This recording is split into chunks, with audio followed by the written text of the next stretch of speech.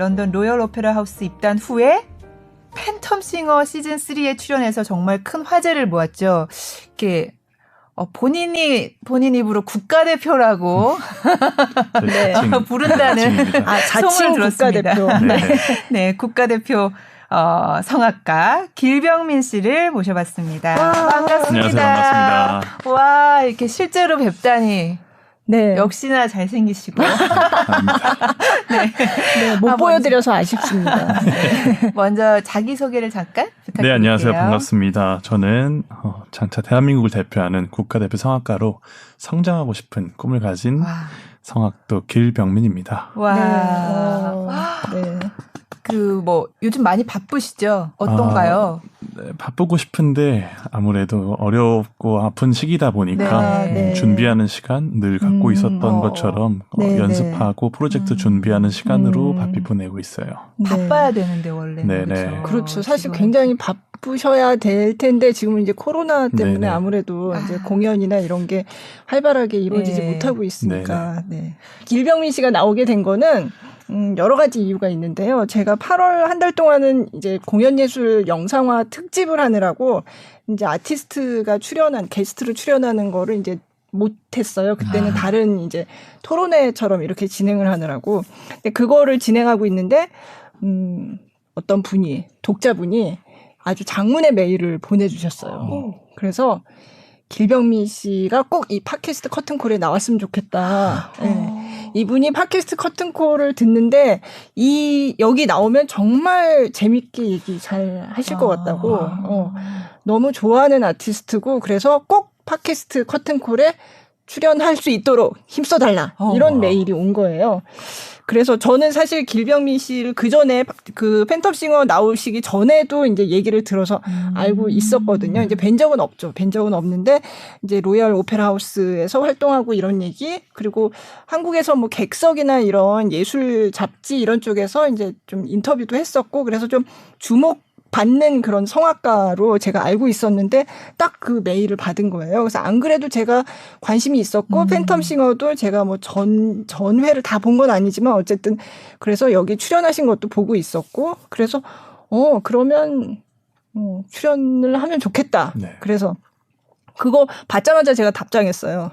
지금 당장은 출연이 힘들지만 지금 다른 회차 이제 정해진 출연하는 분이 있으니까 근데 제가 되는 대로 꼭 감사합니다. 네, 초대를 하겠다. 그래서 이제 드디어 성사가 돼서 바로 오늘 네, 저도 이렇게 오신 함께 거고요. 네. 그렇죠. 하게 되었군요. 두 분 다 커튼콜에 처음이세요. 네. 오늘 박찬민 아나운서가 사정이 있어서 못 나온 거가 이제 대신 이제 오신 행운이라고 해야 되나? 갑자기 박찬민 아나운서한테 감사한 마음이. 그러니까 오늘 일정 때문에 못 온다고 해서 그래서 급하게 이제 섭외를 했는데. 네, 그래서 길병민 씨가 나오는 걸 저도 굉장히 기대를 했고 아마 그 독자분도 이제 들으시면 굉장히 좋아하실 거예요. 네. 근데 이제 팬텀싱어로 여러분들한테 알려졌지만 사실 그 전에 성악계에서는 굉장히 유망주로 주목받던 그런 분이세요. 그래서 아까 여쭤보니까 툴루즈 국제 성악 콩쿠르에서 우승하신 게 그러면 굉장히 많은 콩쿠르에 나가서 우승을 뭐 계속 했는데 그 콩쿠르이 제일 큰 건가요? 제 삶에 있어서 굉장히 의미가 큰 콩쿠르예요. 툴루즈 국제 콩쿠르는 2016년도부터 입상을 했죠. 거기에 우승을 하게 됐는데 그때 국제 커리어라는 개념이 생겼고 그런 오페라단에 입단한다는 거, 또 성악가로서 오페라 가수로 그런 직업군을 확장시킬 수가 있는 거구나 이런 것들을 좀 실감한 컴피티션이었어요.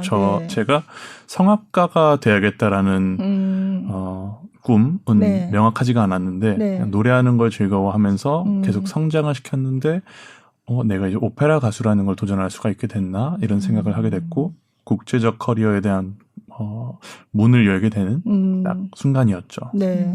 그 전에 서울 음대에서 이제 성악 전공하셨고 실기 수석 졸업을 했다고 아까 자랑을 하셨습니다.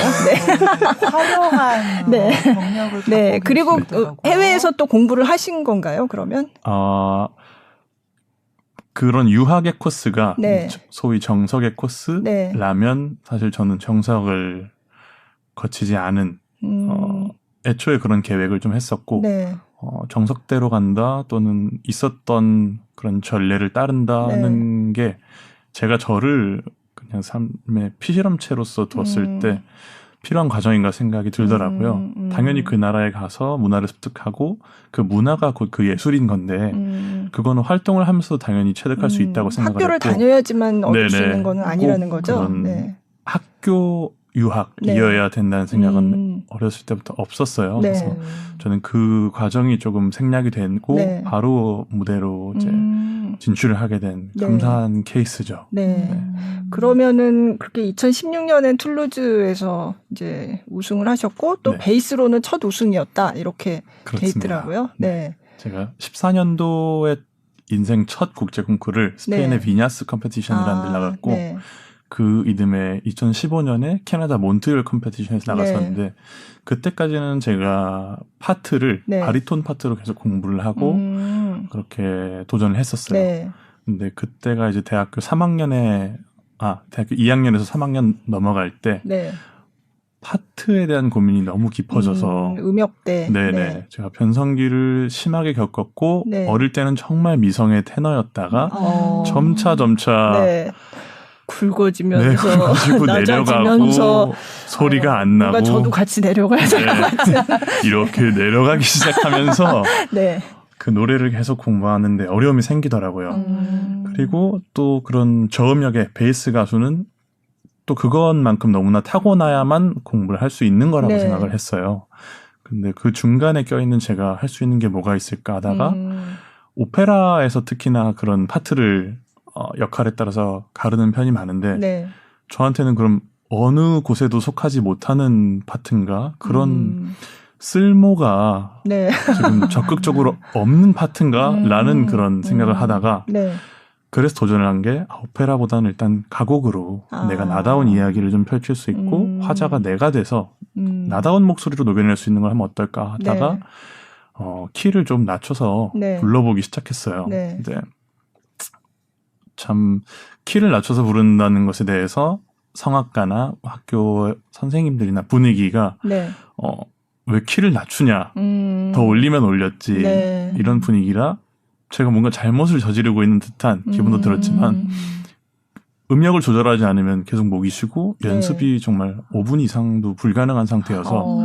저한테는 필연적인 선택이었죠. 근데 키를 낮추면서 제 몸에 맞는 걸 하기 시작하니까 스태미너도 길러지고 발성도 좋아지고 음악을 녹여내는 스킬이 확 늘더라고요. 그러다가 그 2학기 학교 생활에서 가곡 콩쿠르를 나가는데 그때부터 석권을 하기 시작을 했어요. 두각을 나타내고 1등을 주시더라고요. 근데 그때 충격을 내려가고 받았죠. 나서 그러면서 내려가고 나서 올라가기 시작하셨군요.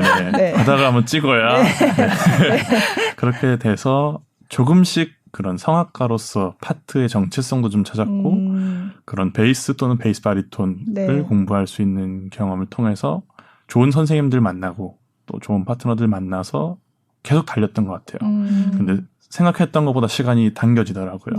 제가 저를 되게 몰가치하게 봤었던 그 시간보다 이런 기회가 또는 이런 성장이 하면서 빨라졌던 것 같아요. 파트 전환 덕분에. 그러니까 베이스 또는 베이스 바리톤이라고 하셨는데 베이스 바리톤 하면 바리톤도 할 수 있나요? 바리톤도 할 수 있다고 생각하고 이미 그런 선배님들 또는 해외에 저희 롤모델들이 많이 있고 근데 파트를 나눈다는 게 항상 언급을 조심해야 되는 부분인 것 같기도 하지만 베이스도 가능하고 바리톤도 가능하다. 그리고 정말 멀티플레이어로서 역할이 많더라고요. 근데 파트를 나누는 건 오페라라는 장르 안에서 그 음역적인 또는 그 캐릭터를 소화할 수 있는 거에 따라 나뉘더라고요. 근데 보통은 뭐 음역대나 색깔로 나눠야 된다 생각하시는 분 많은데 제가 생각하는 파트 기준은 결국 그 오페라에서 그 롤을 맡았을 때 그거를 수행하는데 무리가 없으면 본인이 선택할 수 있는 부분이라고 저는 생각을 하고 있어요. 길병민 씨의 그 화려한 경력과 어떻게 출연하게 됐는지 그 경위를 설명하려고 그랬는데 뭐 얘기를 하다 보니 막 흘러 지금. 빨리 들어갔습니다. 네네. 네네. 하여간 그래서 뭐 학교를 우수한 성적으로 졸업을 하고 해외에 나가서 이제 유수한 국제 성악 콩쿠르에서 우승을 하고 그리고 이제 처음으로 그럼 오페라를 하신 게 언제세요? 오페라는 참 아이러니하게도 학창 시절에 기회가 없었고 되려 전 학창 시절에 해외 국제 콩쿠르나 그런 아트송 페스티벌 같은 데로 마스터 클래스나 이런 거 참여를 하는 거를 더 많이 했던 것 같고 그런 공부 기반을 가지고 있다가 한국에서는 갈라 콘서트 식으로 연주를 하게 됐고 전막 오페라 처음 출연하신 거는? 그게 정석으로는 2018년에 피렌체에서 제가 사실 데뷔를 한번 했어요. 아, 그래요? 몬테로네라는 역할로 리골레토에 나눈 아버지 역할인데 아버지요? 그 역할로 불쌍한 아버지. 아주 리골레토한테 예언하는 그 그렇죠. 아버지죠. 저주를 퍼붓는 그 역할로 데뷔를 그것도 콩쿠르에 이탈리아 콩쿠르를 나갔다가 거기서 부상으로 받은 기회였는데 피렌체에서 급하게 지금 필요하다 하겠느냐 해서 달려갔죠. 저한테는 그런 경험이 자산이라고 생각하고 그때도 이미 뭐 정말 소위 간판이 큰 대극장에서도 제안들이 있었는데 영 아티스트 프로그램이나 어떤 캐릭터로 주셨는데 저한테는 제가 가장 와닿는 데뷔를 해야 된다고 생각을 했어요. 물론 몬테로네 역할도 제가 그게 지금의 나이에 오페라를 이해하는 게 참 불편한 부분이지만 로우 파트로서 선택권이 또 많지가 않아요. 그래서 그 정말 노쇠한 그 아버지 역할로 데뷔를 해야 됐는데 그게 전막을 맡아서 2시간 반 또는 3시간을 플레이하는 주역이 아니라 되려 부담이 덜했고 저의 음역에서 딱 소화하기 좋은 캐릭터였어가지고 본토에서 데뷔를 해보자 이런 생각으로 이탈리아에서. 갔죠. 역시 그 하고 나니까 역할도 되게 좋으셨어요. 굉장히 좋았어요. 네. 굉장히 좋았어요. 그 역할이 잠깐 나오지만 굉장히 임팩트가 있죠. 있어요. 그러니까 리골레토가 타이틀롤인데 이 사람이 딸을 키우는 아버지인데 우리가 잘 아는 그 바람둥이 그 갑자기 이름이 생각이 안 나죠? 그 사람이 여자의 마음 이거 부르는 그 역할이에요. 딴딴딴따라란 그거 알아요. 하이마트 선조는 네, 맞습니다. 근데 굉장히 이제 여자들을 막 홀리고 다니고 막 그런 바람둥이거든요. 그래서 이 리골레토는 자기 예쁜 딸이 있는데 그거를 백작한테는 알리지 않으려고 백작인가요? 이게 뭐 무슨 직위는 모르겠어요. 하여간 자기는 모르겠는데 하여간 근데 이제 이 사람이 막 이렇게 유린한 여자들 중에 한 명의 아버지인 거죠. 그래서 이 사람이 이 리골레토는 사실 그 바람둥이 공작인지 백작인지 남작인지 제가 기억이 안 나는데 약간 그 사람의 부하처럼 지금 있는 거잖아요. 그러니까 이 사람 이 리골레토한테 막 저주를 퍼부으면서 너는 그 딸이 이렇게 됐는데 그 아버지 심정은 네가 아니야. 맞습니다. 그러면서 너도 이제 똑같이 이런 일을 당할 거다라고 저주하는 그 역할이에요. 엄청 몰입해서 설명해 주셨는데 오페라 한 편을 보고 있는 것 같았어요. 재밌게. 아니 저 리골레토를 굉장히 좋아하거든요. 제가 몬테로네를 했는데 몬테로네 경험담을 해주시는 것 같았어요. 죄송합니다. 제가 왜 이게 여자 역할도 아닌데 내가 왜 이렇게 이입을 해가지고 너무 설명 잘해주셔서 그때가 너무 생각이 나는 게 그때 지휘자 선생님이 파비오 루이지 선생님이었고 그래서 제가 피렌체에서 정말 이태리 말로 그리고 그 장면이 너무나 또 유명한 장면이라서 정말 거기 피렌체 극장에 와주시는 관객분들은 그 장면이 말 그대로 그 작품의 하이라이트 부분이라 같은 그 심경으로 몰입을 해서 봐주시더라고요. 근데 끝나고 나서 파비오 루이지 선생님께 이제 굉장히 어리지만 너무 인상적이어서 앞으로 어떤 역할을 할 때 기대된다 이 얘기를 들어가지고 피렌체로 첫 번째 챌린지 삼길 잘했다 이런 생각을 했고 참 오페라 작품을 해보면서 많이 배운 건 방금 보여주신 모습처럼 모든 그 캐릭터를 맡으시는 가수 그리고 연출가분들 코러스 모두가 그 작품에 막 가슴 뛰어하고 맞아요. 그 순간을 이야기할 때 네, 정말 몰입해서 그 만들어가는 과정을 너무 사랑하더라고요. 네. 그걸 정말 배웠어요. 자기네 말로 그리고 거기 모인 가수들도 그때 노르웨이에서 온 바리톤도 있었고 다양한데 모든 각국의 가수들이 모여서 그 컨텐츠죠. 그걸 가지고 재밌게 만들어서 한 달 반 동안 스테이하면서 작품 준비를 했는데 네. 정말 뿌듯하고 참 맛을 알게 된 순간이었어요. 그게 저의 데뷔였습니다. 그렇구나. 멋지다. 네. 그러면 18년에 이제 이태리에서 그 네. 오페라 데뷔를 하고 네, 로얄 오페라 하우스는 그 뒤에 이제 네 맞습니다. 가게 되신 거예요. 네, 네. 그래서 그때 2019년? 네 19년 8월부터 네. 입단을 하게 됐죠. 딱 영 1년, 아티스트로서. 1년 좀 됐네요. 네네. 네. 제가 16년도에 처음 로얄 오페라 영 아티스트 프로그램 제안을 받았을 때는 네. 제가 생각한 프로젝트도 있었고 또 저에 대한 부족함이 너무 많았어서 정말 전례 없이 저를 육성을 시키려면 어떤 경우의 수를 거쳐야 될까 고민을 하다가 그래서 계속 이어간 게 컴페티션과 그런 레파토리 확장, 아트송이던 저만의 이제 요즘 자료가 너무 많기 때문에 네. 그런 뛰어난 아티스트들 음원이나 실황을 볼 수가 있잖아요. 그래서 네. 그것들을 다 스승삼아 이제 습득을 하고 준비를 했더니 네. 정말 뭐 리사이틀이던 콘서트든 페스티벌이든 컴페티션이든 쓸 수 있는 곳이 너무 많더라고요. 기회는 다 훗날 정해져 있으니까 네. 시기만 맞춰서 제가 발표를 하면 저의 재능을 알아봐 주시는 분들이 또 계속 기회문을 열어주시니까 네. 저는 그렇게 준비를 했고 처음에 그 16년도에 거절을 하고 사실 18년도에 또 오페라 크라운 컴페티션에서 네. 그 또 1등 하셨어요? 우승을 하게 됐어요. 무슨 네. 나가면 우승이네. 뭐 그냥 나가면 우승이야. 이게 자랑거리는 아니지만 그때 정말 마음들이 무거웠던 게 네. 우승을 기대한다기보다는 네. 난 또 이전의 모습과는 또 다른 걸 준비했고 또 발전되어 있어를 정말 그분들이 세상의 원석들을 캔 분들이시기 때문에 네. 그분들에게 인정받는다는 게 되게 하나의 객관적인 척도가 될 수 있겠다 해서 계속 도전을 한 거거든요. 네. 그러다가 18년도에 그때 뵙고 헤드를 만나고 19, 20 시즌에 오디션을 네. 로얄 오페라. 네네, 네. 하게 됐죠. 네. 재미있는 일화는 그때에서 로얄 오페라로 그러면 너의 커리어를 시작을 하겠느냐 했는데 좋다. 네. 근데 그때 당시에 감사하게 메트로폴리탄 오페라 하우스랑 그 비엔나 슈타츠오퍼에서 또 네, 제안이 같은 왔었어요. 그런 제안과 영아티스트 프로그램과 솔리스트 제안을 주셨는데 근데 왜 로열로 가셨어요?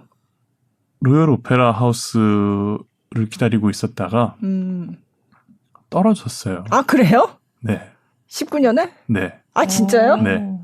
그 다른 극장에서는 네. 18년도에 입단을 해서 이제 커리어 하자. 네네.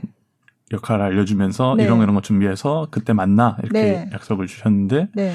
제가 거절을 했죠. 뭔가 그 로열에 대한 동경과 어쨌든 활약하고 싶은 곳에서 활약을 하고 그 나라의 문화를 습득하고 그런 걸 전 배운다 생각하거든요. 네.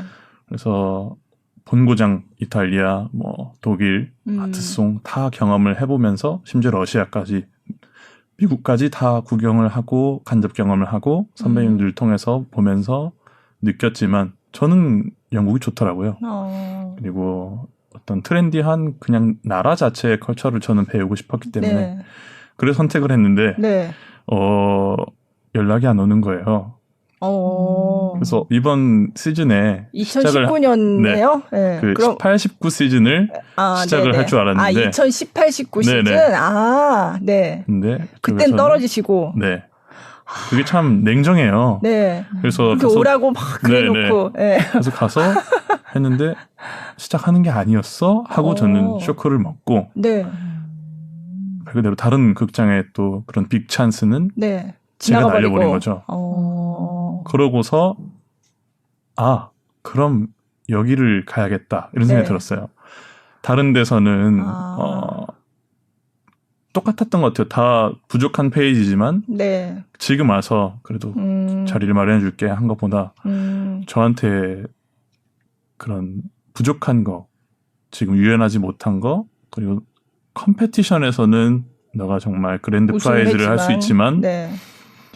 오페라 액터로서는 지금 네. 부족한 게 많다. 라는 이제 크리틱을 주시고 네. 느낀 거죠. 네. 막 구미가 당긴다. 네. 여기 덤벼들어야. 여기 꼭 가야 되겠다. 네, 여기 네. 덤벼들어야. 생겼어요. 네. 정확한 걸 배울 수 있을 거고. 그리고 그분들이 그래서 이번에는 아닌 것 같아 라고 얘기하면서 저도 속으로는 뭐야 불러놓고 라고 했지만 네. 그럼 16년도에 내가 여기 도전했을 때 이게 그냥 주어지는 게 아니고 항상 결과는 모르는 거였구나. 그냥 내가 하기 달린 건데 더 유연하게 많이 날 키워놓을 걸 그 아쉬움이 남은 채로 그럼 내가 다시 도전하겠다. 기회가 있겠냐 하니까 그러면은 오피셜 오디션이 2019년 3월에 있을 건데 2월, 3월 그때 있을 건데 오피셜 오디션 보겠느냐. 그러면 그 전에 제안이라는 거는 그거는 오피셜 오디션이 아니에요? 그렇죠. 이제 바로 활동할 수 있는 패스트웨이를 만들어주는 거죠. 패스트 트랙을 탈 수 있는. 그럼 개인한테 연락이 오는 거예요? 네네. 컴페티션이 그게 기회가 좋은 게 그런 극장의 그런 캐스팅 다이렉터 분들이 그런 컴페티션에 심사위원으로 초청을 받아오셔서 말 그대로 뭐 팬텀싱어도 그렇고 한국의 K-팝 스타, 슈스케 이런 오디션 프로그램 같이 이제 멘토처럼 와 있는 거죠. 근데 그분들이 이번 시즌을 또 대표할 유망주나 새로운 영화 아티스트들을 발탁을 해서 이제 소속사처럼 그런 극장에서 기회를 주는 거죠. 근데 그렇지만 될지 안 될지는 모르는 거고 그런 네네. 거예요. 근데 바로 이제 공부를 활동을 할 수 있게 하는 그런 패스트 트랙도 있고 한국에 정말 뛰어나신 선배님들 같은 경우는 그런 경우가 많으세요. 특히 근래에 이제 하신 테너 김정훈 선배님과 테너 김건우 선배님은 그런 루트였던 걸로 알고 있고 그냥 바로 활동을 시작할 수 있도록 극장에서도 그만큼의 메리트를 가지고 그 가수를 선택하는 거고 가수 또한 거기에 자부심을 충분히 가지실 수 있는 거라고 저는 생각해요. 그래서 저는 말 그대로 기회를 박찬 거죠. 그리고 그만큼이나 무지한 게 맞고 근데 저도 저의 어떤 계획이 있었기 때문에 그 시간을 그래서 또 계속 챌린지를 이어갔어요. 근데 그 모습을 극장에서도 너가 여태까지 한 방식을 잘 알고 있기 때문에 너의 성장 가능성에 대해서는 의심할 여지가 없다. 그렇기 때문에 정말 오피셜로 또 올래? 너 다른 제안 받은 거 다 알고 있어. 왜냐면 다 그분들끼리는 아니까. 근데 제가 하겠다 그랬어요. 오피셜은 그러면 다른 사람들이랑 같이 이제 경쟁을 하는. 수시, 정시, 특채 이런 거에서 정시를 가야 되는. 전 정시를 다시 한 거죠. 주변에 이제 친구들이나 선생님께서는 정말 미쳤구나 너 이렇게. 아니 그러니까 수시로 갈 수 있는 거를 그 전에 제안을 받았는데 그때는 안 하고. 그리고 그 다음에 이번엔 되겠지 했는데 거기서는 안 뽑아주고. 그렇죠. 그래서 결국은 정시라도 할래? 이렇게 된 거. 그렇죠. 진짜 귀한 줄도 몰랐고 그 다음에는 그 커트라인에 부족했고 왜냐하면 시간이 흐른 만큼 그분들은 또 그 다른 모습의 변화를 기대할 텐데 그리고 언제나 뛰어난 아티스트들은 정말 세계적으로 많기 때문에 그런 또 고수분들이 경쟁 상대가 항상 돼야 되고 그래서 정시를 지원을 했죠. 그리고 저로서도 저한테 이제 리밋을 준 게 거기서 만약에 뚫고 나가지 못하면 제가 진짜 가치가 부족한 거고 더 채워야 되는 게 많으니까 또 투철하게 열심히 해야 된다라고 생각을 해서 그 정시 어플라이를 하고 아주 가슴 쫄깃하게 오디션을 봤죠. 그리고 그럼 몇 명 뽑아요? 그렇게 정시 오피셜 오디션은? 5명 뽑았어요. 저희 동기가. 그 오페라 연출하는 포지션 1명 그리고 베이스 바리톤에서는 혼자였고 테너 파트 둘이었고 메투 그리고 소프라노 이렇게였었어요. 그래서 전 세계에서 정말 도전을 하고 정말 그 자리는 트레이닝이 전부가 아니라 정말 세계적인 아티스트들이 좋은 프로모션에서 공연을 올리는 그 안에 같이 출연을 하거든요. 그렇죠. 그게 너무 로열 오페라 하우스 영화 아티스트 프로그램의 메리트인데 입단을 하게 되고 실감을 하기 시작하면서 정말 꿈의 시간이 계속 연속이었던 것 같아요. 하루하루가 이 다음에 뭘 하지? 오늘 뭐 하지? 이런 식으로 계획을 짜게 되면 하루 걸러 하루 밤에 자기 싫고 내일 오는 거 싫고 네. 아침에 일어나는 거 싫고 피곤하고 할 텐데 거기서는 매일 한 6시쯤 기상해서 네. 일단 강 뛰고 극장 주변 뛰고 템즈강? 네네. 네. 템즈강 무조건 짰습니다. 네. 네. 왜냐면 이 시간이 2년이 주어졌다는 것 자체가 너무 저한테 황금 같은데 그 하루를 낭비하기가 너무 싫은 거예요. 어떻게 네. 얻은 내가 공부하는 찬스고 네. 이 순간을 위해서 얼마나 가슴찌개 준비했는가. 그리고 매일매일 눈에 담지 않으면 손해라고 생각을 해서 네. 너무 좋았어요. 정말. 네. 템즈 강변을 날마다 네네. 뛰면서 날마다 뛰면서 정말 영화 행복하다. 속에서 보던 그곳 네. 지나다니던 어린 시절에 봤던 네. 하이 이러면 사람들이 네. 이런 그냥 네. 아침에 네. 내가 달리고 있을 때 누군가 마주쳐서 스마일을 하고 있으면 같이 좋은 하루를 시작하고 내가 에너지를 내면 또 그 에너지를 옮아가는 그 네. 극장 동료들과 또 저를 지켜봐 주시는 그 분들을 보면서 너무 행복하게 했죠. 그냥 여기는 열정을 다하고 최선을 다할수록 또 더 귀하게 써주시고 저를 즐거워해 주시니까 네. 제가 오페라 가수로서 자아가 생겨가는 데 있어서 정말 좋은 선택을 했고 좋은 기회에 내가 선택을 받았구나 이 생각을 정말 많이 했던 것 같아요. 그러면 첫 작품 네. 로얄 오페라에서 베르테르라는 작품을 네. 후안 디에고 플로레스와 네. 정말 뛰어난 성악가 분들과 함께 했죠. 네. 좋았겠다. 정말 좋았어요. 그 네. 메인 스테이지에서 오디션을 볼 때는 네.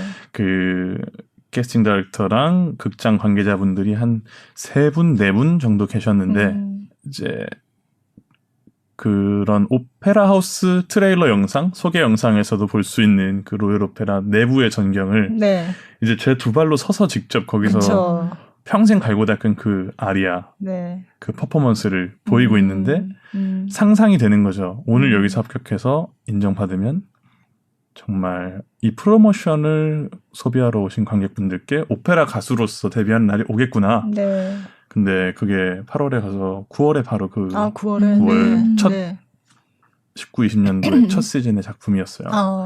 그래서 굉장히 재미있더라고요. 네. 그리고 액팅을 하면서 무대에 서 있지만 제가 말하지 않고 이제 약간 술 취한 상태로 무대를 거니는 장면도 있었는데 네.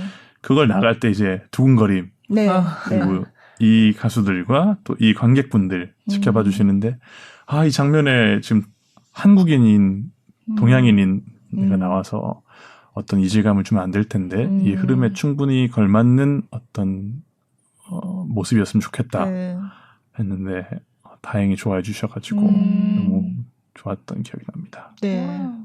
잊을 수가 없어요. 그 코스튬 뭐 장면. 그러네요. 네. 네. 선배님들이나 선생님들이 그 네.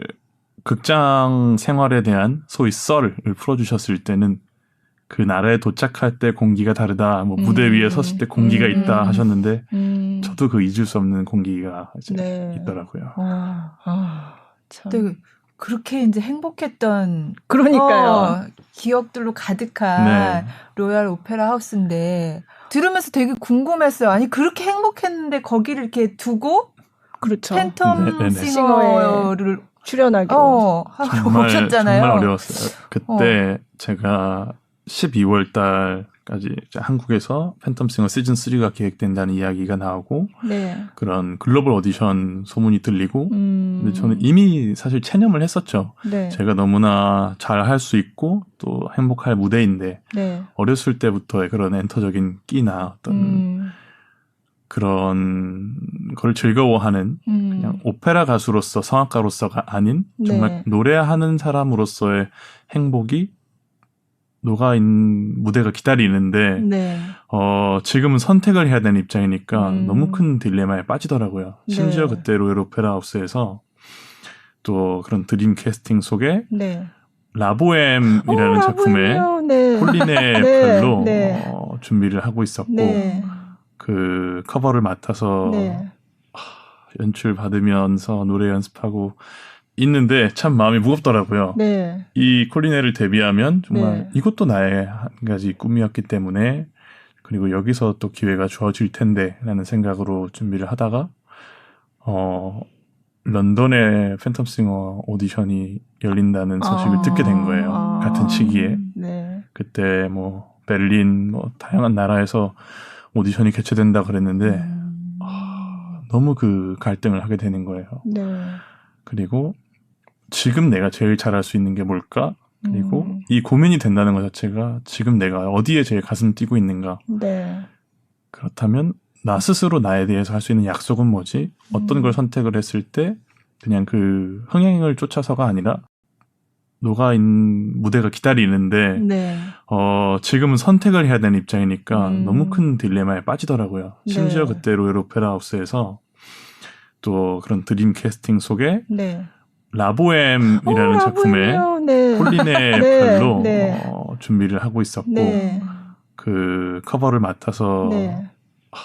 연출 받으면서 노래 연습하고 있는데 참 마음이 무겁더라고요. 네. 이 콜리네를 데뷔하면 정말 네. 이것도 나의 한 가지 꿈이었기 때문에 그리고 여기서 또 기회가 주어질 텐데 라는 생각으로 준비를 하다가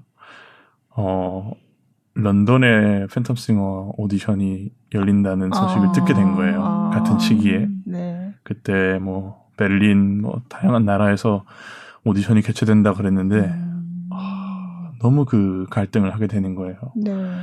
그리고 지금 내가 제일 잘할 수 있는 게 뭘까? 그리고 이 고민이 된다는 것 자체가 지금 내가 어디에 제일 가슴 뛰고 있는가? 네.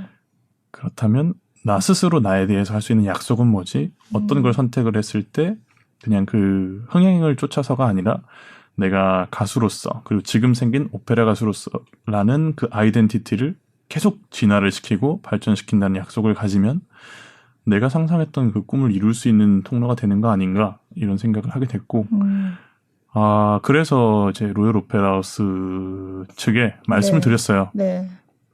이런 오디션 공고가 나왔고 네. 지금 마음의 갈등이 생겼는데 네. 모든 걸 솔직하게 말씀드려야겠다. 이미 갈등이 생겼고 지금 이 팬텀싱어라는 프로그램이 네. 극장 측에서 이해해 주시기 어렵겠지만 네. 지금 한국에서는 새로운 문화가 생겼고 새로운 공연의 붐이 일어났고 충분히 지금 시즌을 1, 2를 거듭하면서 지금 뮤지컬, 오페라, 클래식, 뭐 연극 모든 장르의 사람들이 여기 참가를 하면서 새로운 역사를 쓰고 있다. 근데 분명한 건 저에게도 제일 가슴 뛰는 일이고 로열 오페라 하우스의 일원으로서 트레이닝 받고 무대에 서는 게 나의 드림 플레이스자 정말 매일 동경하는 삶이자 너무 행복하지만 여기 도전을 하고 싶습니다. 달리 돌려 말할 길이 없고 이게 가장 솔직한 심경이고 여기 출연한다는 기회 자체가 다시는 없을 기회라고 생각을 해서 지금 저의 가장 젊은 날에 도전을 해야 된다 생각한다 라고 했더니 뭐래세요? 하루만 시간을 달라고 하셨어요. 긴급 회의가 아직 열렸고 네. 저는 사고를 친 거죠. 근데 솔직하게 말씀을 드려서 네. 그 오페라와 클래식에 대한 가치를 충분히 이해를 하고 있고 저도 네. 그걸 이제 사랑하는 법과 그거를 공부해서 어떤 아티스트가 되는가를 너무 실감했기 때문에 그곳을 소위 포기한다는 사표를 내는 결심은 너무 마음 무거웠죠. 선배님들께 선생님들께도 자문을 너무 많이 구했고 근데 그 긴급 회의가 다음날 생기고 첫 마디가 우린 너무나 너를 이해를 잘하고 있지만 다시 생각해 볼 여지는 없느냐. 근데 저는 확답을 드렸죠. 저는 도전할 수 있다면 지금 출연을 하고 싶습니다. 그리고 이 자리의 귀함을 알기 때문에 솔직하게밖에 말씀을 못 드렸고 지지를 해주시면 좋겠습니다 했는데 그렇게 말씀해 주시더라고요. 우리는 이미 너를 응원하고 있다. 그리고 잘 다녀와라. 저는 그때 굉장히 충격을 받았어요. 긴급회의 열리고 이제 넌 해고고 네. 모든 걸 책임지고 떠나라 이렇게 될 줄 알았는데 다시 돌아오라고요? 네네. 길 너를 선택했을 때부터 너를 선발한 이유는 우리는 너의 보호자고 너를 자랑스러워하기 때문에 일원으로 받아들였고 너의 그런 발전의 가능성을 보고 있다. 그래서 다음 네. 시즌이던 컨트랙트 준비해 주셨거든요. 그래서 그런 선택을 열어 놓을 테니 네. 너는 지금 네가 할 수 있는 것을 최선을 다하고 임해라고 해주셨어요. 전 너무 충격이었고 네. 그때 많이 울었죠. 근데 그 분들이 그 인사를 해주시면서 네. 더 눈시울을 붉히신 거예요. 그래서 지금 막 눈시울이 붉어지는 것 네네. 같은데요. 네. 저로서는 너무 네. 이해할 수가 없었던 게 너무나 과분하니까. 네. 그리고 저를 응원해주는 경우의 수가 사실상 한국에서는 없었어요. 네. 제가 하고 싶은 도전이나 물론 저의 친구나 가족들이나 가까운 사람들은 제가 늘 도전하거나 제가 생각하는 어떤 꿈을 이야기할 때 응원을 해주죠. 그렇지만 제가 몸담고 있는 시스템이나 소위 전통에서는 네. 이단화적으로 바라보는 시선도 많이 있었기 때문에 있는 게 사실이죠. 네. 그게 많이 어려웠는데 그리고 그 선택을 할 때 나의 가장 동력이 되는 장소에서 나의 선택을 지지해주고 로열 오페라에서 자랑스러워해주고 그냥 믿어준다는 게 그게 너무 감격스러워서 막 부둥켜서 같이 울었어요. 우셨어요? 네. 네. 그때 로열 오페라 2월에. 하우스에서는 그건 물어봤어요. 그래서 너 그 결과가 개런티가 되어 있는 거냐? 그렇지. 네. 제가 그랬죠. 그냥 nothing. 아무것도 없고. 그렇죠. 이게 그런 개런티가 되어 있는 거면 더더욱이 안 나갔을 거며. 네. 그런 속임수 없이 선택을 했는데 이번 팬텀 싱어도 마찬가지다. 그래서 그것도 물어봤어요. 그 아이덴티티를 그럼 바꾸고 싶은 거냐? 그 이야기를 하실 때 그 관계자분들이 우시는 거예요. 아깝다고. 근데 너무나 거기서 이제 실감을 하고 노력한 시간, 갈고 닦은 시간 헛되지 않았구나. 내가 나를 몰카치하게 볼 때 오페라 가수로서 성장하는 게 너무 막연했는데 여기서는 그 오페라 가수로서 활약을 하는 걸 정말 집약적으로 영혼을 갈아 넣어서 가르쳐 주시는데 네. 그렇게 제가 가치를 인정받고 확신을 가진 곳에서 그걸 바꿀까봐 나보다 더 나의 가치에 더 마음 아파하시니까 말씀드렸죠. 아이덴티티가 바뀌는 게 아니고 난 로열 오페라를 통해서 여기에 가르침을 통해서 오페라 가수라는 아이덴티티가 생겼다 되려 여기서의 아이덴티티와 이 장르에 대한 무한한 그런 소통과 무한한 그런 확장을 위해서 나는 이 여정을 다녀오는 거지. 오페라를 그만하겠다고 하는 건 아니다. 그리고 익히 제가 미디어로 알고 배웠던 그런 루치아노 파바로티, 플라시도 도밍고 모든 선생님들이 다 다양한 활동을 하셨고 그 척도는 이거는 이제 팬텀 싱어 프로듀서 오디션 때 제가 그 마리우 노래를 부르고 공격적인 질문을 받았을 때 다 대답했던 이야기예요. 그때 방송상에는 다 편집이 됐지만 똑같이 그 아이덴티티에 대해서 장르를 바꿔서 흥행하고 성공하는 게 목적이냐라고 했을 때 이 말씀 드렸거든요. 소위 대가나 그런 스타 플레이어들은 그 정도의 길에 정평이 날 수 있게 본인의 노력과 그 모든 끊임없는 길을 갔기 때문이지 그냥 미디어에 나와서 흥행만을 바랬으면 나오지도 않았고 그 극장에도 말씀드리길 그럼 출연하는데 의미가 없다. 나는 앞으로 계속 갈고 닦을 것과 나 자신의 그런 확장을 위해서 도전하는 거지 절대 아이덴티티를 바꾸는 게 저의 목적이 아니고 단순한 그런 페임과 어떤 흥행력을 위함이 아니라고 저는 말씀을 드렸어요. 그래서 서포트 해주시더라고요. 그리고 사표는 말 그대로 거기서 보류 이렇게 하시고 여전히 연락 주세요. 잘 보고 있다고. 그리고 하세요? 뭐 행복해 보인다 이런 얘기 그리고 피드백을 주시죠. 냉정하게. 여기서는 이렇게 했으면 좋았어. 정말요? 이런 예를 들어서 예를 들어서 한데요.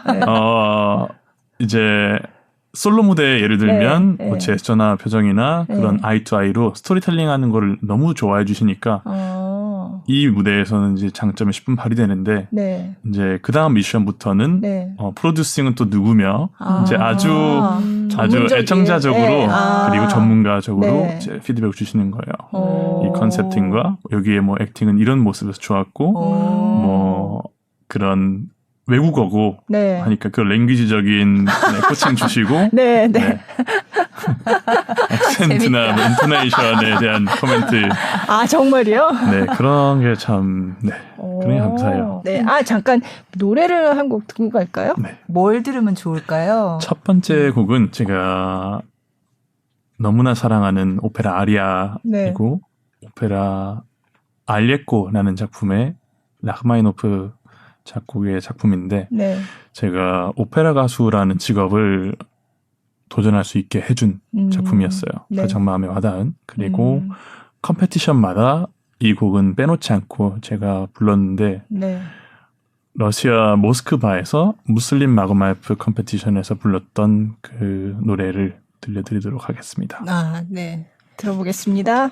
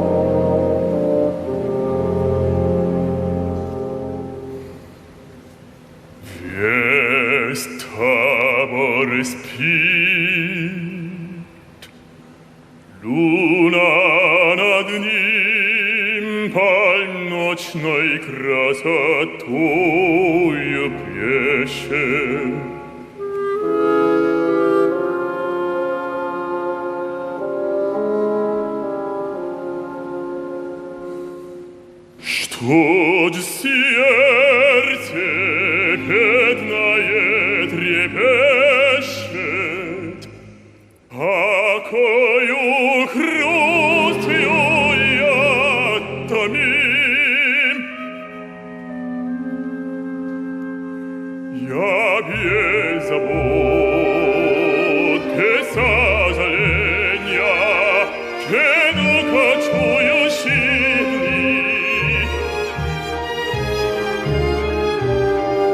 Презренно коми предрешения, я воин так же, как они, я воин так же, как они, хотя не признавая власти, любви коварной и слепой, но позже, как играю страсти моей послушною душой.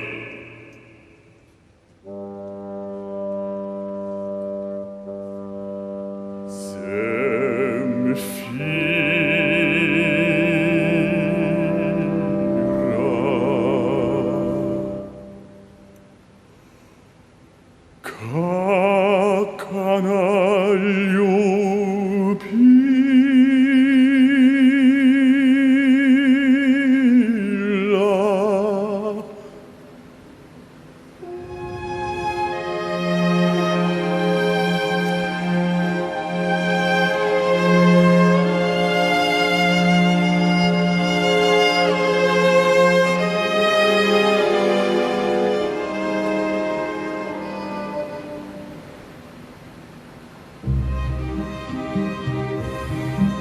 Как нежно преклонясь ко мне в пустынной тишине, часы ночные проводила, как часто милым лепетанием, упоительным напсанием задумчивость мою в минуту разогнатумела.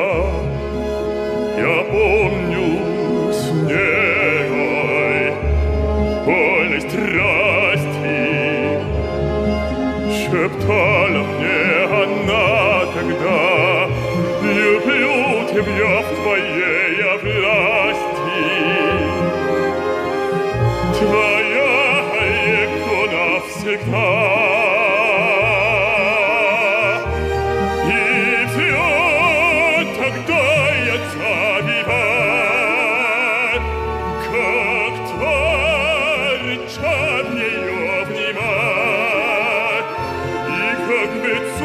Целовать ее чарующие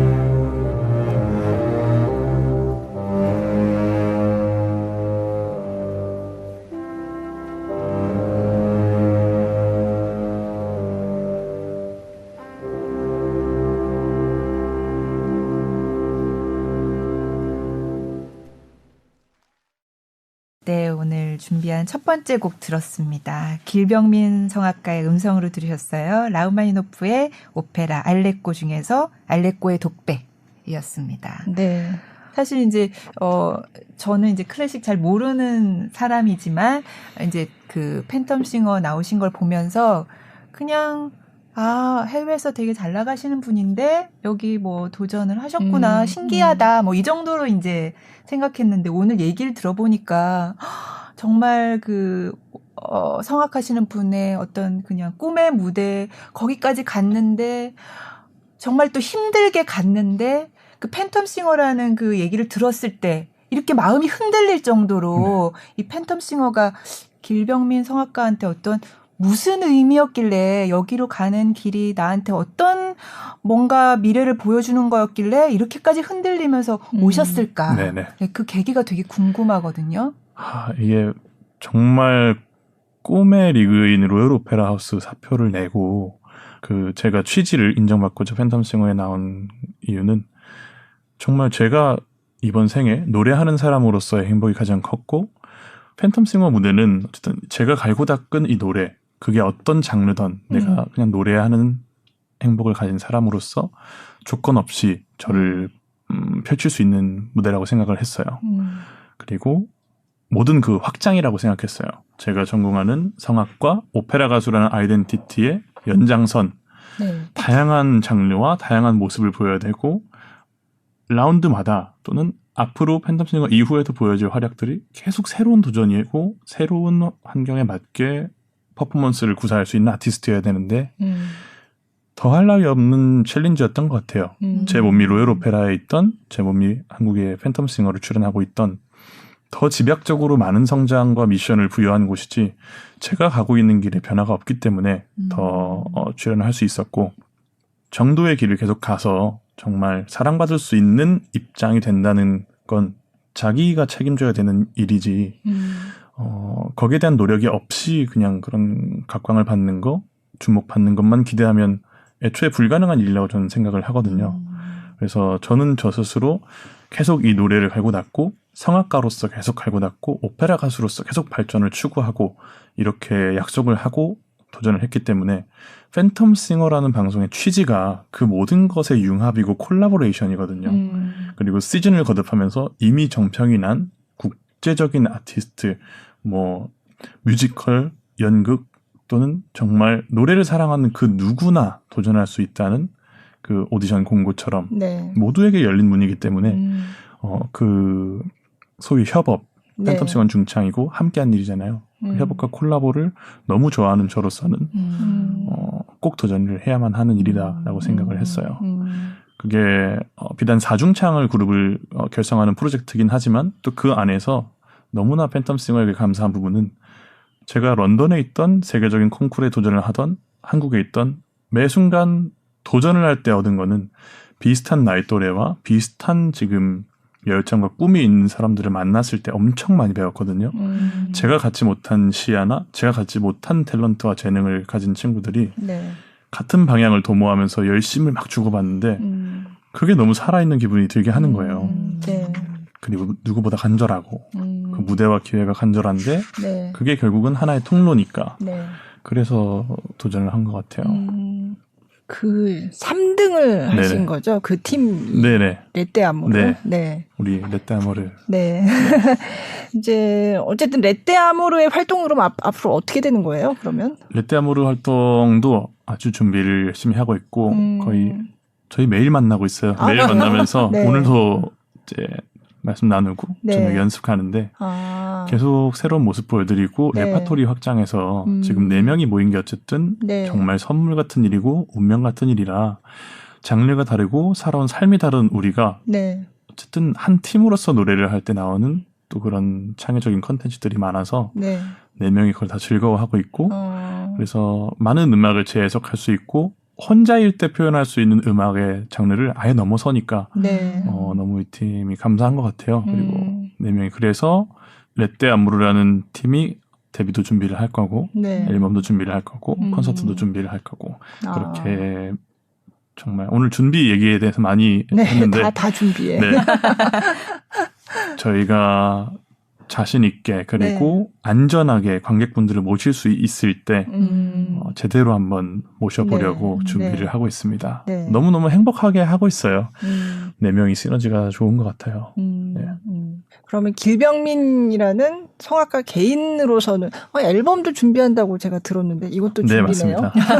오랜만에 오늘 즐거운 게 네. 길병민으로서 네. 말씀을 많이 드리고 있어서 즐거운데 제가 처음으로 네. 제 앨범을 정식으로 발매를 하게 됐어요. 네. 이게 한국 가곡 앨범이고 네. 한국 신작 가곡과 또 새로운 신곡 이번 네. 앨범을 위해 쓰여진 곡을 같이 네. 발매를 하게 됐는데 앨범 타이틀은 꽃대예요. 꽃대? 네. 네. 영재로는 A Time to Blossom이라고 꽃대. 때라는 게 그 때, 타임의 때군요. 그때예요. 네, 네. 그래서 많은 의미를 내포하고 있는데 네. 공교롭게 오늘 또 티저 영상이 오피셜로 나왔는데 네, 네. 그래서 아직 나오기 전이라 네. 다 말씀드릴 수는 없지만 네. 이 앨범의 취지 자체가 네. 제가 성악가로서 길병민, 노래하는 사람으로서 길병민 이걸 같이 담아낼 수 있었고 가장 의미 있는 건 우리말로 네. 한글로 된 노래를 제가 너무 사랑하는 가창으로 네, 네. 해서 나의 이야기를 녹여낸 그런 앨범이어서 가장 의미가 있을 것 같고 네. 또 가곡도 신작 한국 가곡 위주로 담게 됐는데 네. 제가 한국 가곡을 부르면서 저의 삶을 녹여내고 제가 가진 정서를 어떤 가사와 멜로디에 녹여내는 게 이런 가곡이라는 장르로 녹여낼 때 참 행복하고 좋더라고요. 네. 제가 인정받게 된 분야이기도 하고 그런 오페라로서 도전을 망설이고 제 가치를 몰랐을 때 네. 정말 화자가 제가 돼서 녹일 수 있는 그 가곡, 그 시와 음악이 함께 붙어 있는 이거를 네. 첫 번째 앨범으로 내게 돼서 정말 감회가 남다르고 네. 이 음악의 반주를 네. 또 피아니스트 김정원 선생님께서 네, 네. 도와주셨어요. 네. 그래서 앨범에 참여를 해주시고 예. 프로듀싱과 우리 회사 크라이스 클래식에서 도와주셨는데 네. 너무 뜻깊은 앨범이 되지 않을까 빨리 들려드리고 싶고 네. 가장 기대하고 있는 건 이 곡들을 수록해서 리사이트를 준비를 하고 있거든요. 그래서 10월 말부터 10월 말부터 11월까지 서울, 부산, 고향 이렇게 리사이트를 네네. 준비하고 있는데 네. 하루빨리 관객분들 만나 뵙고 네. 육성으로 정말 현장에서 들려드리고 싶어요. 네. 지금 계속 네. 브라운관이나 또 미디어를 기대면 통해서만 하고 있는데. 뵙고 네. 있는데 특히 이 성악 예술은 정말 같은 공간에 있을 때 느낄 수 있는 그렇죠. 네. 거기 때문에 네. 그 정말 같이 호흡하고 그 교류를 할 수 있는 시기가 빨리 왔으면 그 때가 네, 네. 빨리 왔으면 네. 좋겠습니다. 그러면- 마중이라는 곡도 거기에 있어요. 네, 그 마중이라는 앨범에? 곡도 있어요. 한번 그러니까 지금 들려드릴 거는 요번 앨범에 실릴 그 녹음은 아니고 네네. 이전에 아. 부르신 네. 거죠. 네. 어찌 보면 이 마중이라는 곡을 제가 처음 불렀을 때 네. 제가 그 수석 졸업하고서 네. 음악회에 출연하게 됐을 때 한국 가곡을 부르게 된 기회가 있었는데 혹시 유튜브 채널에 있는 네, 맞아요. 네, 맞아요. 네. 거기 올라와 있죠. 네. 그 노래가 시작이 됐던 것 같아요. 아, 이렇게 아름답고 마음적으로 공감이 되는 시를 읊는 걸 많이 네. 해야겠다. 그거를 한번 들어보고 네. 가시죠. 네. 네. 길병민 성악가가 부르는 마중 들어보겠습니다.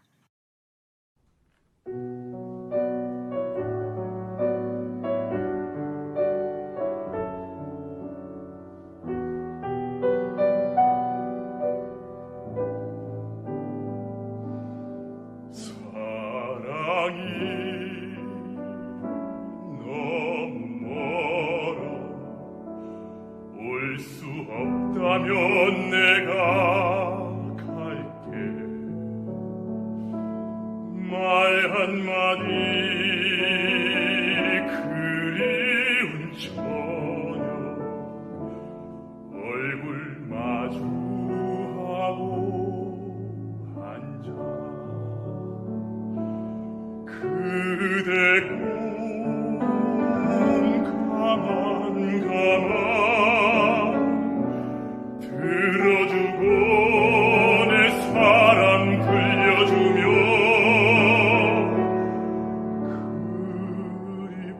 그립다는 것은 오래전 잃어버린 향기가 아닐까 사는 게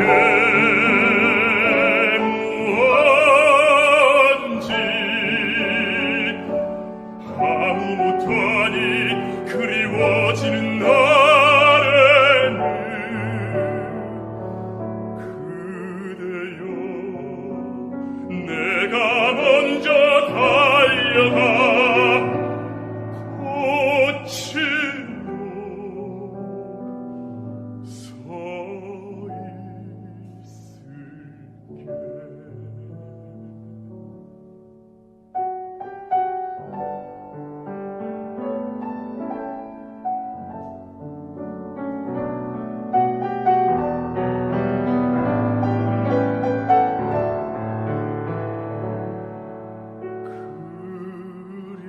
그립다는 것은 오래전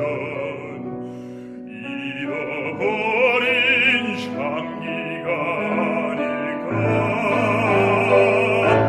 사는 게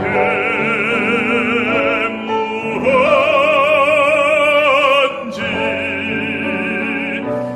아무 못하니 그리워지는 날에는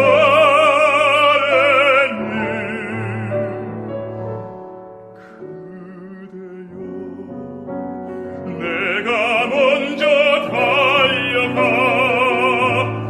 꽃으로 서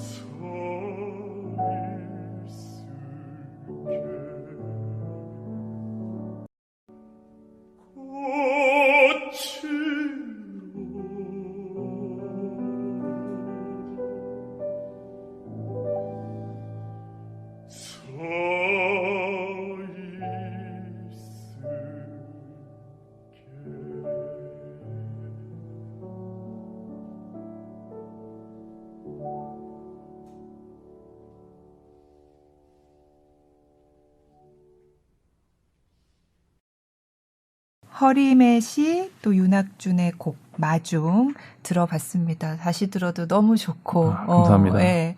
근데 이제 제가 그 마중 동영상 보면서 밑에 이제 댓글들이 네. 또 막 많이 달려 있는데 이렇게 어린 나이에 아. 이런 감성을 소화할 수 있다는 가사가 너무 또 좀 인생을 살아봐야 뭔가 알 것 같은 그런 그렇구나. 가사인데. 처음 시작부터 사랑이 너무 멀어 올 수 없다면 내가 갈게. 그러니까요. 한 4, 50은 좀 돼야 뭔가 조금 아달랑말랑 하는데 그러니까. 젊은 분이 어떻게 네. 이걸 이렇게 멋지게 소화해내나 이런 댓글이 많더라고요. 네. 근데 또 그런 걸 느꼈던 게 팬텀싱어에서 그 나훈아 씨의 사랑이죠. 네네. 그것도 어쩜 그렇게 잘 부르시는지. 감사합니다. 그 사랑, 나훈아 쌤 사랑이 트로트잖아요. 네. 근데 트로트인데도 가곡처럼 느껴지고 또 사실 저의 삶에서는 그 노래를 그 미션에서 부른 이유가 네. 엄마 보시라고. 그리고 원래 좋아하세요? 네. 네. 그 노래가 장르를 소개를 받기 전에 제가 아주 어렸을 때 저의 자장가였어요. 어머니가 불러주신 네. 그게 매일 그래서 그 노래가 뭔지도 모르고 자랐죠. 그래서 커서 보니 트로트 가수의 노래다라는 건 정보로 알게 된 거지. 저한테는 엄마의 목소리로 엄마 음성으로 들은 자장가였고 네. 가장 따뜻한 노래였어요. 네. 그리고 또 제목도 사랑인데 참 그 자장가가 사랑을 실감하게 해준 노래였어가지고 엄마가 항상 이 세상에 하나밖에 둘도 없는 우리 미니 이렇게 불러주셨어요. 제 이름을 넣어서 네네. 그리고 보고 또 쳐다봐도 둘도 없는 우리 미니 뭐 우리 아들 항상 이렇게 네. 불러주셨는데 그러니까 엄마 음성으로 듣는 노래가 너무나 따뜻하고 좋았고 그렇게 마음이 전해지는 마음 대 마음으로 와닿는 가사 그게 제가 그래서 한국 가곡 앨범을 처음으로 한 취지기도 하고 제가 그런 마중 같은 가곡도 부르는 걸 좋아하는 것 같아요. 가장 내 마음이 그냥 노래가 돼서 누군가한테 전달되는 걸 바라고 또 그 정말 사랑 네. 트로트를 불렀을 때도 그냥 제가 노래라는 감정이라는 걸 전달하면서 받으시는 분에게 내가 느꼈던 그런 행복, 그런 좋은 느낌 전달하고 싶어서 네. 한 거니까 네. 그 노래를 선곡해서 불렀고 결국 그걸 불러서 좋아해 주실 분들 또 들어주실 분들이 정말 설명할 필요 없이 듣고 네. 좋으면 그리고 마음에 와닿으면 저는 그게 의미를 남기는 거라고 생각해서 그게 제가 사는 이유고 노래하는 의미라고 생각하거든요. 네. 그런 노력들이 훨씬 더 대중들에게 네네. 뭐 진짜 들어서 좋으면 네. 좋은 거지 그게 클래식이든 맞아요. 트로트든 네. 무슨 상관이 네. 있냐 그런 네. 걸 잘 전달해 주신 네네. 것 같아요. 저도 요즘 계속 딜레마는 제가 성장하기 위해서 도전해서 어떤 직업적인 소위 그런 타이틀 이런 게 네. 생긴 거지 타이틀을 위해 도전하지도 위해서 한 게 않았고 아닌데, 네. 노래를 행복해하고 이것도 잘하고 기술을 좀 전수받고 수련하고 이런 게 좋아서 한 건데 지금에 와서 어떤 가요나 트로트나 다른 장르를 부른다고 하면 색안경을 끼거나 또는 클래식 가수입니다, 오페라 가수입니다라고 했을 때 뭐 잘 몰라서요 이렇게 되는 것 자체가 너무 대단하신 분 아니세요 하는 것 자체가 네. 저는 잘못된 거라고 생각하고 네. 싫어요. 분명한 건 제가 그래서 이번 인생을 사는 게 그 부분의 공감대를 만들고 싶고 어렵지 않은 말 그대로 우리 엄마 불러줬을 때 엄마가 행복할 수 있는 우리 아빠 들었을 때 내가 사랑하는 사람들 이 노래를 듣고 같이 즐거울 수 있는 네. 그 노래를 하는 그게 가수잖아요. 그렇죠. 그거를 저는 하고 싶은 거고 그래서 계속 갈고 닦아야 된다고 생각해요. 네. 제가 좋아서 그 노래를 했는데 감사히 사랑을 받은 거고 그 음성에 같이 가슴 설레해 주시고 떨려 해 주시고가 저를 살아있게 하는 이유니까 저는 앞으로도 더 많이 하려고 해요. 제 유튜브 채널이나 그냥 네. 노래하는 사람으로서 목소리를 사랑받을 수 있는 건 정말 축복인 거니까 네. 그래야 또 저도 제 삶의 딜레마를 없앨 수 있을 것 같아요. 제가 성악가로서 성장을 하고 그런 커리어가 그런 국제적인 커리어가 생긴다 한들 내가 가장 사랑하는 사람이 알아들을 수가 없고 와닿지 않는다면 내 노래는 도대체 어느 의미를 쫓아야 되는 건가 누굴 위한 노래인가 이 생각 자꾸 드니까 저는 아버지를 위해서 아빠가 사랑하는 트로트 애창곡도 원 없이 불러드릴 예정이고 네. 엄마 좋아하는 노래도 부르고 네. 내 친구가 내 사람들이 그리고 정말 저를 사랑해 주시는 모든 분들을 위한 노래를 그냥 이번 생에 정말 숨 닿을 때까지 하는 게 제 역할이고 그게 저한테 제일 큰 행복이라고 저는 생각해요. 꼭 이거는 해보고 네. 싶다 하는 오페라. 네. 알레꼬. 아, 네. 알레꼬는 꼭 하고 싶어요. 제가 그 오페라 아리아를 접하게 네. 되고서 네. 오페라 하고 가슴이 처음 뛰었어요. 아. 그전에는 난 오페라 가수로서는 자질이 없어. 오페라를 한 만큼은 안 되지. 아, 네. 무슨 얘기예요? 라흐마니노프 오페라는 사실 한국에서 거의 공연되지 않은 걸로 알고 네, 이게 있는데요. 라흐마니노프가 네. 학교 졸업 작품으로 일단 이 오페라를 그래요? 네. 쓰셨고 네. 여기에 스토리가 녹아있고 여기서 정말 주옥 같은 곡들이 녹아있다? 이건 어마어마한 감성인데 근데 더 고전 시대의 작곡가와 지금 라흐마니노프 시기가 왜 달랐을까? 이런 궁금증도 생기게 하고 음악사적인 궁금증과 네. 그의 삶도 궁금해지고 네. 처음으로 공감대 커넥션이 생긴 작곡가였어요. 저는 좋아하는 작곡가가 있으십니까? 또는 네, 작품이 네. 뭡니까? 질문이 들어왔을 때 난처한 때가 많았거든요. 네. 저도 무지한에서 시작을 했고 저도 배워야 아는 거니까. 네. 근데 그 시놉시스를 보고 충격을 받았죠. 그리고 재밌다. 그래요. 하고 싶다 네. 했는데 네. 이 작품이 러시아의 귀족 출신인 네. 알레코가 그 규율과 틀에 억압이 되어 있다가 그 삶의 회한을 느껴서 떠나요. 집시 유랑단으로. 네. 그 유랑단에서 그냥 규율과 삶이 없이 자유롭게 사랑하고 자유를 추구하고 네. 그런 유랑단에 이제 들어가서 자유를 만끽하고 그 네. 삶을 드디어 나를 찾았다, 내 삶을 찾았다 하고 살고 있다가 네. 거기서 이제 사랑하는 여인, 오페라 아리아에서 나오는데 젬피라라는 여인을 만나서 네. 정말 억압받지 않는 사랑을 배우고 또 네. 사랑을 받는 것에 대한 실감을 하게 돼요. 그 실감을 하고 있다가 항상 여기서 시련이 또 와야 오페라죠. 네. 네. 참 비극적으로 규율이 없는 곳이기 때문에 네. 알레코는 이제 사랑도 배우고 그 삶의 만족도도 이제 최상인 상태에서 네. 젬피라가 새로운 또 다른 애인이? 젊은 집시와 사랑에 사랑을 빠져서 빠지게 됐어요. 네. 근데 이때 이제 그 젬피라의 아버지가 이제 네. 집시 유랑단 부족의 수장인데 네. 이제 알레코와 이야기를 하죠. 근데 알레코는 나는 그런 사랑의 배반을 믿지 않고 네. 사랑의 배반이 있다면 정말 피를 보고 말겠어. 이런 성격이에요. 그런데 알레코가 그 정말 자유로운 사랑 네. 목격한 다음에는 딱 배신감. 네. 그 배신감과 모든 그 추억이 파노라마처럼 지나가면서 거기서 이제 삶의 회한을 딱 느끼고 그 복수에 불타는 마음과 더불어 그 사랑에 대한 그 복잡한 심경을 모두가 잠들어 있는 새벽에 독백으로 이야기를 해요. 네. 저는 이런 시놉시스가 있다는 게 너무 재밌는 거예요. 네. 그걸 처음 들었을 때 이 설명을 우리말로 되어 있고 네. 뭐 소위 드라마도 정말 그렇죠. 이런 네. 시정 멜로 대한민국 너무 좋아하잖아요. 그렇죠. 네. 네. 또 최근에 네. 그런 드라마도 막 네. 히트를 치고 네. 근데 이야기거리가 흥미롭고 이야기를 흥미롭게 해줄 수 있는 스토리텔러가 있으면 충분히 좋아할 수 있는 장르구나 하고 네. 저도 그걸 좋아하게 된 거예요. 그래서 이게 오케스트레이션에서 또 음악이 배경음악을 또 만들어주고 네. 정말 무대라는 공간만 있으면 그 어느 곳이든 이게 표현이 되는 게 오페라구나. 네.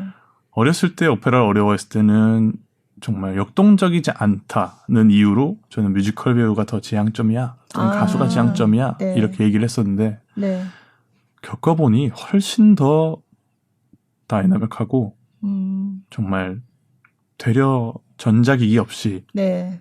확장, 마이크 이런 거 없이 정말 네. 홀몸으로써 모든 걸 표현할 수 있는 장르구나라는 걸 배웠거든요. 네. 그래서 정말 매력적인 이 오케스트라가 그 파노라마를 보여줘요. 알레코가 사랑받았던 시기 네, 그리고 네. 이 자유를 추구하면서 떠나왔던 그 발자취와 네. 근데 마지막 순간에는 이 배반한 젬피라를 향해서 거의 울부짖죠. 근데 그 아픔은 사실 겉으로 울부짖기보다 속에 막 속에서, 쌓여있는 네. 그래서 분노, 분개를 네. 삼키는 그런 장면입니다. 네. 저도 그러니까 오페라를 이야기할 때 이런 흥미를 가지게 될 거라는 생각은 정말 없었어요. 어린 시절에. 제가 예술중학교를 들어가야 됐을 때도 이태리 가곡 두 곡을 불러야 된다고 해서 맞아요. 이태리 가곡 두 곡. 엄마 이 노래를 왜 불러야 돼? 이렇게 시작을 했죠. 저는. 네. 나는 아시나요도 잘 부르고 살다가도 네. 잘 부르고 네. 뭐 가요 많은데 이거 더 잘 부를 수 왜 뜻도 모르는 이태리말로. 그렇게 시작을 네. 했죠. 근데 네. 이제 그거를 알아가면서 그리고 평생을 공부해야만 또 그 진가와 진미를 느낄 수 있다는 장르에 알아가고 있는 것 같아요. 재미를 네, 느끼고 있고. 네. 네. 언젠가 알레코를 네. 한국에서 좀 공연을 네.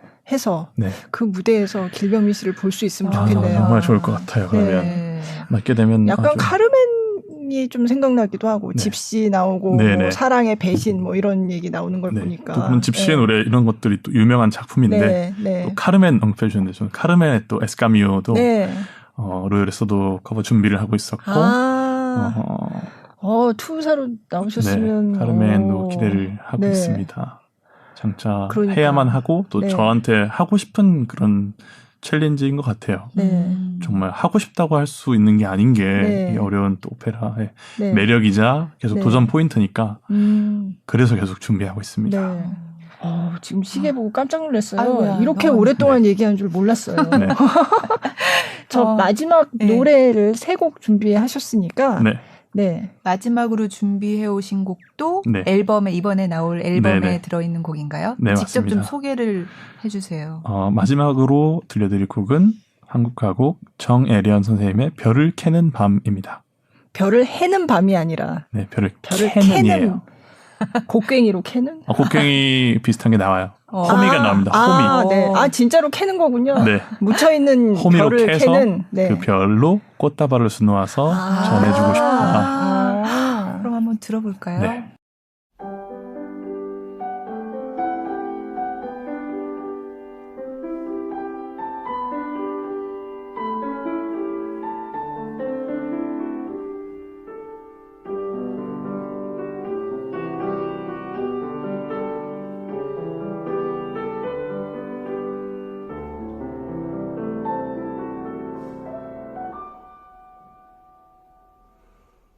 오늘 같은 밤에는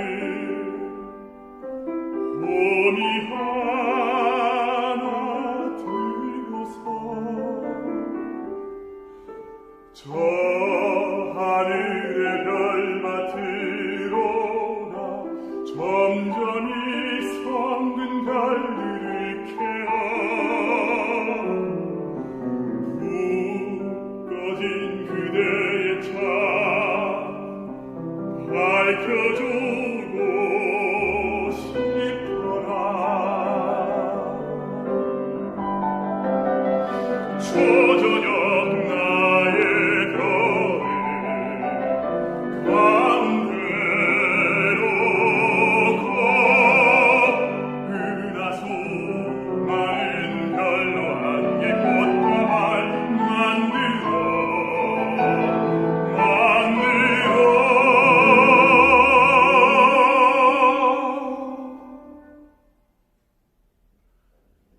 내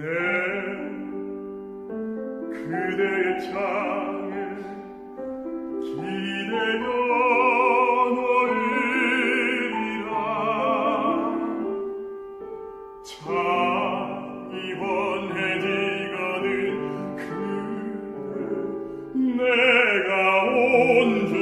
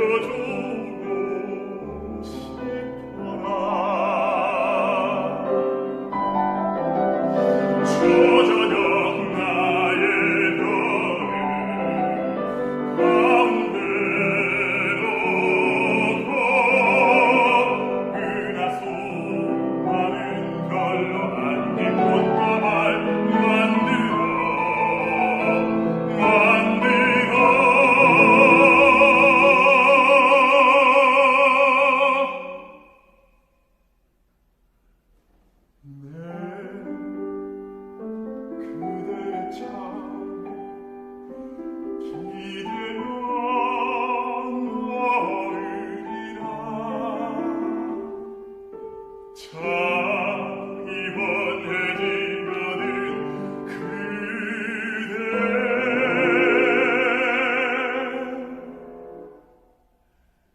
내가 온줄